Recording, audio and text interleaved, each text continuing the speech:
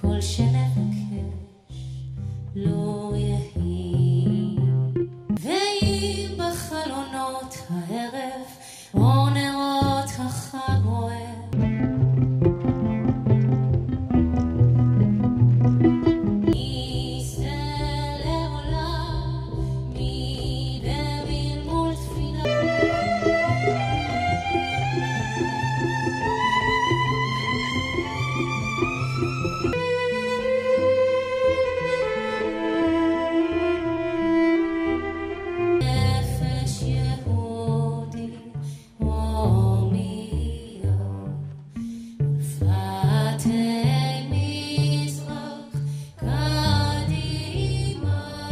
ודאות נראים עכשיו חסרי חשיבות.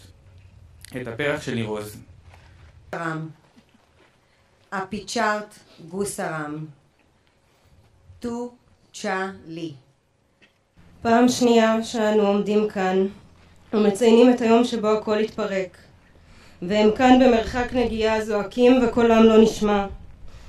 731 ימים, בשבילנו שנתיים ובשבילם נצח, שאנו מנסים להשיבם בכל דרך, זועקים, מוחים, שובתים, מתפללים, והם עדיין לא כאן. תמיר, רונן, איתן, זלמן, צ'רצ'יל, מתן, אריאל, דוד וקופר שנחטפו מכאן, ועוד 39 חטופים וחטופה. כולם ולא אחד פחות. אולי אין בכוחנו להשיבם, והלוואי ויש.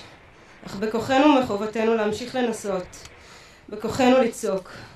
זה לא נורמלי!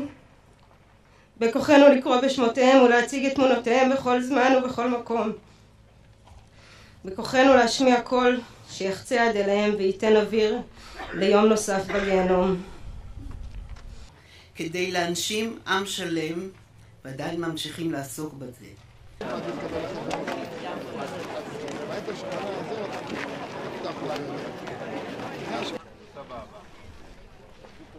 כן, אני פה בבית העלמין.